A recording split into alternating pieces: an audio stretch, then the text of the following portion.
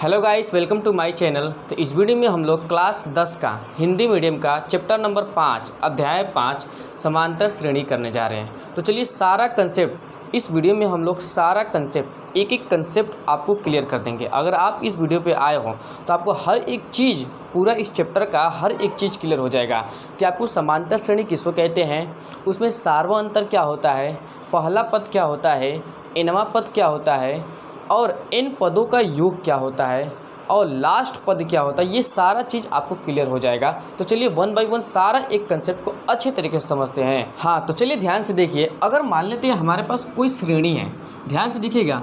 अगर मान लेते हैं हमारे पास बाबू कोई श्रेणी है, 2 है, 4 है, 6 है, 8 है, 10 है, इसी तरीके से कहाँ तक गया है, मान लेते हैं हमारे पास 102 तक गया है। ठीक है, हमारे पास ये एक श्रेणी है। ठीक है, और 2, 4, 6, 8, 10 कहाँ तक गया है बाबू, 102 तक गया है। और हमको ये चेक करके बताना है कि ये हमारे पास जो श्रेणी है वो समांतर श्रेणी है कि नहीं है।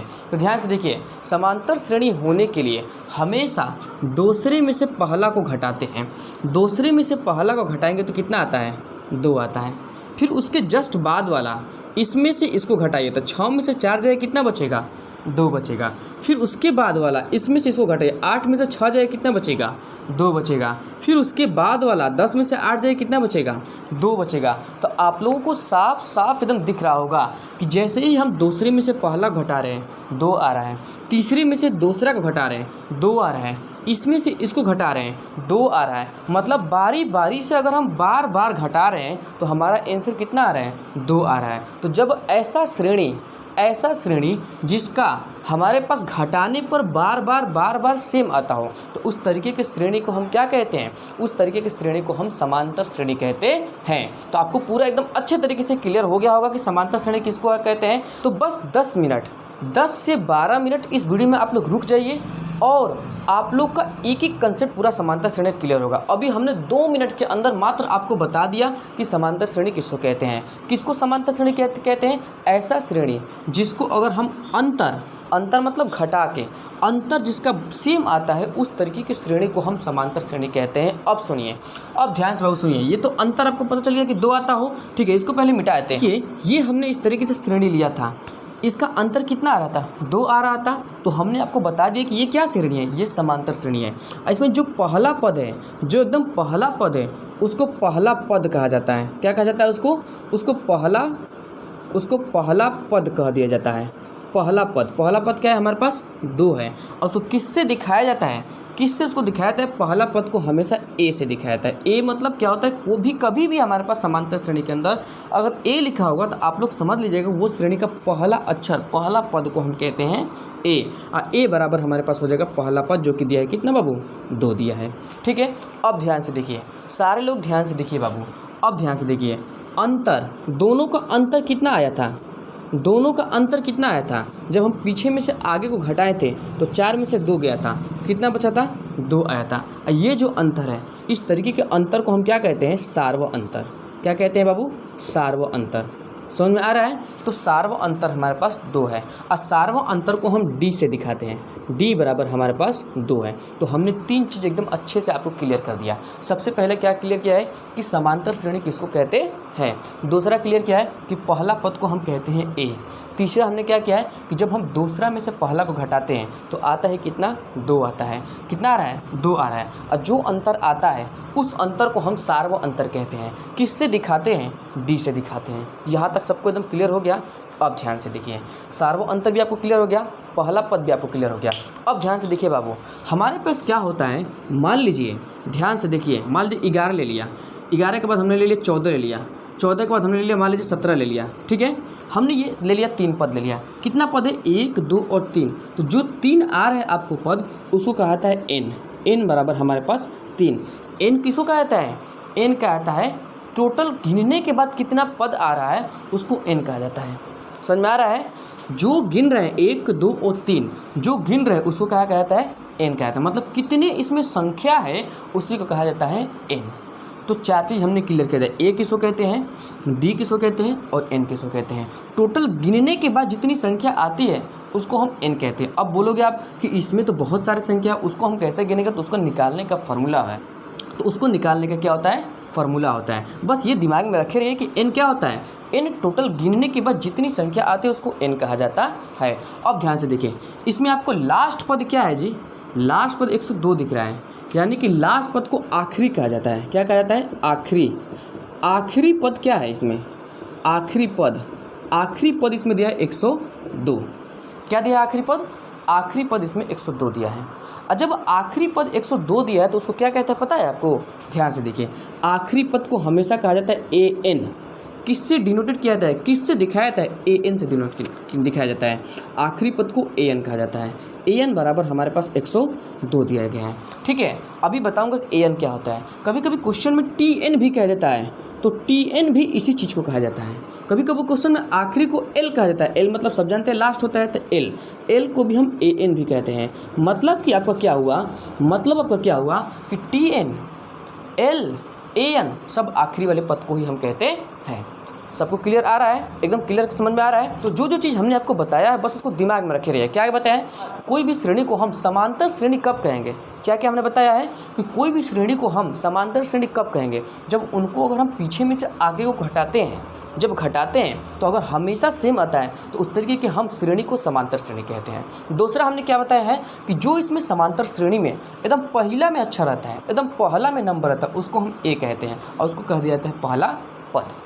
दूसरा चीज़ सुनिए, उसके बाद हमने बताया है कि जब हम पीछे में से दूसरा में से पहला को घटा देते हैं और जो आता है उसको कहा जाता है सार्व अंतर। उसका क्या कहता है, सार्व अंतर। दिखाया किससे जाता है, डी से दिखाया जाता है।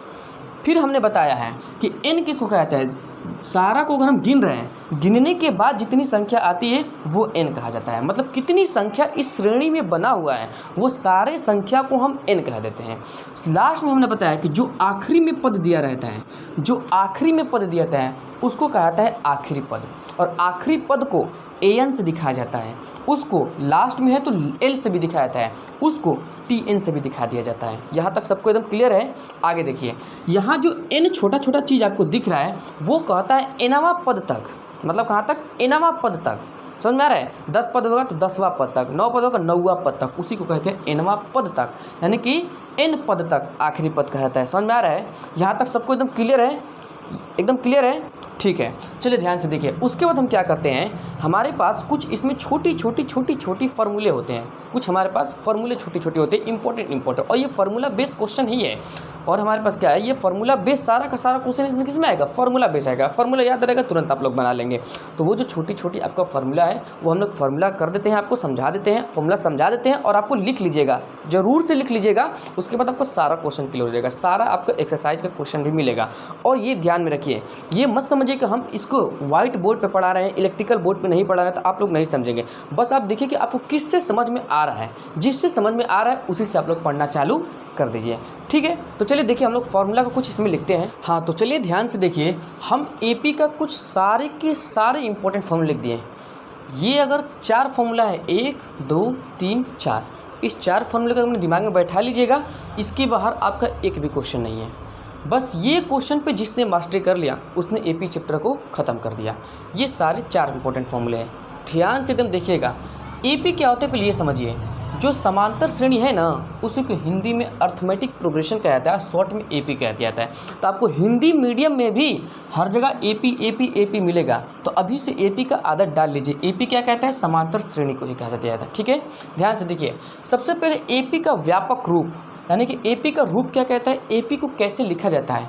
एपी को इस तरीके से लिखा जाता है, A plus D, A plus 2d, A plus 3d, A plus 4d, और लास्ट में होता है A plus n minus 1 into D. यहाँ तक सबको क्लियर है। देखिए, पहला पद को ए कहता है, दूसरा पद को ए प्लस डी, तीसरा पद को ए प्लस 2d, चौथा पद को ए प्लस 3d। आपको एक बात ध्यान में आ रहा है कि यहाँ देखिए, यहाँ क्या है, तीसरा पद है, 1 2 3 तीसरा पद है, लेकिन डी को क्या लिखा गया है, तीसरा पद है तो एक कम लिखा गया है। यहाँ चौथा पद है तो डी को क्या लिखा गया है, एक कम लिखा गया है। यहाँ पांचवा पद है तो डी को क्या लिखा गया है, एक कम लिखा है। तो इसी तरीके से बहुत बहुत बहुत इंपॉर्टेंट है क्या है कि कई सारे क्वेश्चन में डायरेक्ट हम इसको यूज़ कर लेंगे। जो भी दिया रहेगा, मान लीजिए A5 दिया रहेगा, पाँचवा पद दिया रहेगा, एक कम तुरंत लिख देंगे, ए प्लस 4d लिख देंगे। छठवा पद दिया रहेगा, लिख देंगे ए प्लस 5d। समझ में आ रहा है, तो डायरेक्ट यूज़ कर लेंगे। इसी चीज़ से बना है वो चीज़, जब हम क्वेश्चन में इस्तेमाल करेंगे। ठीक है, आगे देखिए एपी का एनवा पद होता है। एनवा पद क्या होता है? जो लास्ट में संख्या है ना उसी को एनवा पद कहते हैं। क्या कहता है? एनवा पद कहता है। अभी हमने बताया था कि एनवा पद को एन भी कहता है, एनवा पद को टीएन भी कहता है और एनवा पद को आप एल भी कहते हैं, लास्ट वाली संख्या कहते हैं। तो जो लास्ट में संख्या होते हैं, कभी क्वेश्चन में अगर कह देता है कि एनवा पद निकाल के दिखाइए तो मतलब कि एन पूछ रहा है और निकालने का फॉर्मूला होता है ए प्लस में एन माइनस 1 इंटू डी। समझ में आ रहा है? दूसरा चीज़ हमारे पास एपी का एन पदों का योग। योग मतलब क्या होता है? योग मतलब जोड़ होता है। सारे संख्या को जोड़ते हैं तो कितना होता है? तो जब सारे संख्या को जोड़ते हैं तो ये फॉर्मूला बना दिया गया है डायरेक्ट निकालने के लिए। तो एपी का एनवा पद का योग फॉर्मूला ये होता है एन बटा के 2 ब्रैकेट के अंदर 2a प्लस का एन माइनस 1 गुणा डी। एन सब लोग जानते हैं क्या होता है? एन होता है हमारे पास कितने सारे संख्या है उस एपी में। ए क्या होता है? पहला पद को हम ए कहते हैं। डी क्या होता है? सार्वो अंतरोगी डी कहते हैं। दूसरा में से पहला पद को घटा दिया जाता है। जब कभी भी लास्ट में कुछ संख्या दे दिया जाता है तब वहाँ पर डायरेक्ट ये फॉर्मूला इस्तेमाल कर दीजिए। क्या होता है? एस एन बराबर एन बटा के 2 ब्रैकेट के अंदर ए प्लस का एल। ए क्या होता है? पहला पद। एल क्या होता है? लास्ट में कुछ संख्या दे रहा तो उसी को एल कहता है। कभी कभी क्वेश्चन में क्या दिया जाता है कि योग दे देता है, योग से हमको n पद निकालने के लिए बोलता है तो ये फार्मूला होता है। योग से n पद निकालने का फार्मूला ये होता है। क्या होता है? an बराबर एस एन माइनस 1। यहाँ तक सब क्लियर है? एक यहाँ से क्या होता है? ये जो AP का होता है एनवा पद वो पहला से निकालने का तरीका है। ये जो AP का एनवा पद है वो पहला से निकालने का तरीका है। अब कभी क्वेश्चन में क्या पूछ जाता है कि इस AP का एनवा पद निकालिए लेकिन लास्ट से निकालिए। समझ में आ रहा है? लास्ट से निकालने का तरीका। तो ध्यान से देखिए। हाँ तो देखिए एनवा पद आखिरी से, कभी कभी क्वेश्चन में एनवा पद आखिरी से पूछ देता है तो भी उसको एन ही कहेंगे लेकिन फार्मूला बदल जाएगा, L minus n minus 1 into d हो जाएगा। एल क्या होता है? लास्ट वाला संख्या। तो लास्ट से आखिरी से एनवा पद निकालने का फार्मूला ये होता है। और एपी का पहला पद से एनवा पद, तो देखिए पहला से एनवा पद निकालने का तरीका ये होता है A plus N minus 1 into D. यहाँ तक मैं उम्मीद करता हूँ कि आपको बहुत अच्छे तरीके से समझ में आया होगा। और इस फॉर्मूले का आपको स्क्रीनशॉट लेना है तो स्क्रीनशॉट ले लीजिए और अपने कॉपी में नोट कर लीजिएगा क्योंकि बहुत इंपॉर्टेंट है। इसके बाहर आपको एक भी क्वेश्चन नहीं मिलेगा। ठीक है, तो ले लिया आपने स्क्रीनशॉट। ठीक है, तो मैं उम्मीद करता हूं कि आपको ये जो परिचय है, इंट्रोडक्शन है आपका सारणी चैप्टर्स का, वो आपको बहुत अच्छे तरीके से समझ में आया होगा। तब तक से मिलते हैं आपसे नेक्स्ट वीडियो में। तब तक से thank you so much for 11 supports. और एक बात और भाई, अगर आपको मेरा समझाया हुआ पसंद आ रहा है, मेरा समझाया हुआ आपको बहुत अच्छे तरीके से समझ में आ रहा है तो प्लीज़ मेरे चैनल को लाइक शेयर और सब्सक्राइब कर दीजिएगा। चलिए मिलते हैं आपसे नेक्स्ट वीडियो में।